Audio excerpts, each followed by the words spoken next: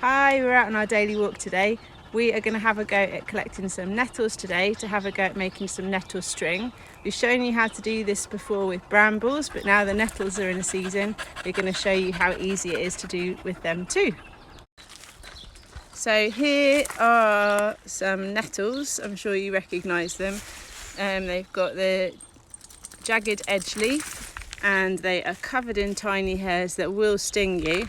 For the nettle string, you will need to get a nettle right full length as possible. If you can cut it right down at the ground, that'd be great. Remember to use gloves or something like that while you're cutting them to avoid yourself getting stings. You will need possibly about 5 or so just to make sure that you've got enough strands for you to make your string.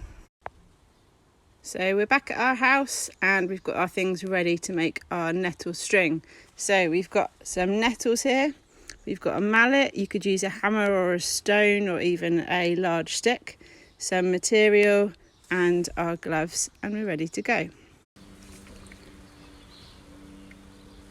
So I've got my nettle in my gloved hand to avoid getting stung, and I've got my material in this hand, and I'm going to carefully wrap my nettle with the material and move it gently down the stinging nettle, and then we'll remove the leaves. You can still see it is covered in hairs.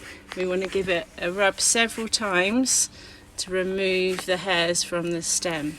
Okay, you can rub it with your gloved hand, rub it with material, and you're looking to remove all of the hairs. Rub it up and down. A tea towel or anything like that will work for this. Those are looking good. I'm going to just do this end. And you're aiming for it not to bend too much, but you want to remove all of the hairs so it becomes, it won't sting you anymore. Okay, that looks good. Once you've got the leaves of your nettles removed from the stalk, you're ready for the next stage. With your first nettle stem, what you will need to do is either use a rolling pin to squash it, or you can hit it with a mallet. You can see we're sort of flattening it and breaking up those fibres.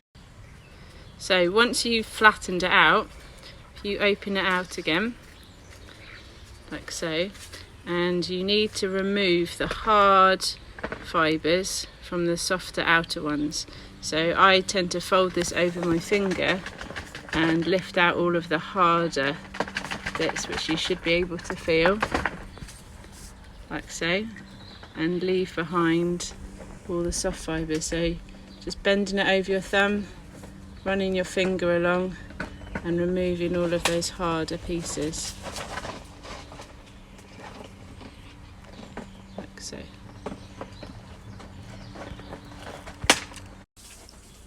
I'm just going to show you another way of getting those fibres. So I'm just going to get a stick. You might find this way easier. I'm going to roll it along and you can hear the stick crunching there, and you can see that it's flattening out. Roll it back the other way, all the way along the stick. And you can open it up like that. You can see some of it's opened up already, like that. And then if you fold it over, bend it over your fingers, the bits that sort of stick up in the middle is the harder kind of pieces, and what you want to do is remove those like this, so you can sort of run your finger along it and they will come out. You can see they're very rigid, they don't bend, whereas this bit's very flexible, like so. Run your finger along to separate those hard inner fibres with the soft outer ones, and then what we can do is pull these into smaller, thinner fibres. So you can see Megan has got some of the fibres off and is just splitting them to make them a bit thinner. So you can see we have gathered quite a lot of fibres here. Ideally you'd want to dry these out, but because we're trying to show you how to get this done this afternoon, we're going to go straight ahead with making our string. So first of all, take 2 strands of your fibres and you're going to overlap them like so, and you want to have them sort of going at ending in different places, so a bit like this and that end.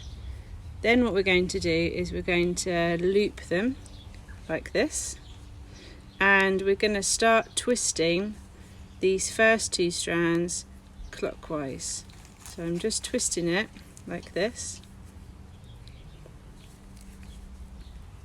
and then I'm going to clamp it down with this finger, and I'm going to hold it with this finger as well, my third finger, and then with my thumb and first finger I'm going to do the same and twist on the other side like so. Clamp that down, and if I lift up this finger you'll see that the fibres want to twist like this, so we're going to try to encourage that. So I'm going to clamp it down again, move back to my first fibre, and I'm going to twist it again, give it a further twist all the way, all the time going clockwise. Clamp it down, move on to this one, and once again with your thumb and first finger you're going to twist clockwise. Now when I lift up this finger you will see that it's starting to loop together and it will start to naturally twist, and we can encourage this just by giving a little tweak there. So moving on, I'm going to come down to this one again, I'm going to give it a little twist, and moving on to this one, give it a couple of twists, all of the time moving clockwise, and then when I lift up here you'll see it starts to wrap together and you can start to see our cordage forming. I find nettles much easier to work with than brambles, although it's the same idea where you're twisting clockwise, and then letting go and allowing it to twist together. And we're going to keep on going like that.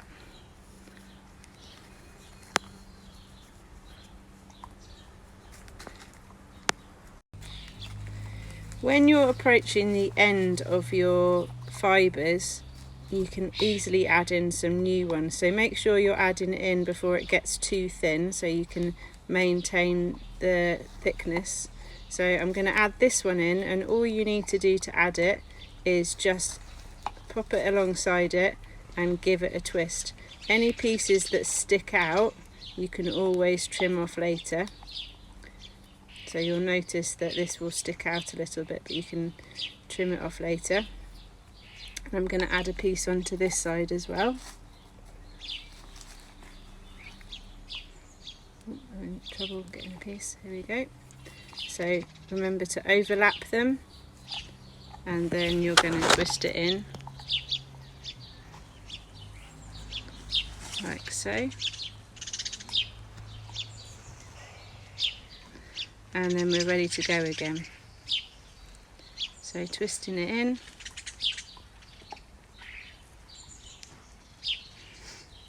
twisting it in. So it may come, you can see mine's coming undone like this, so you don't need to worry about it, just keep on twisting and they should start to come together.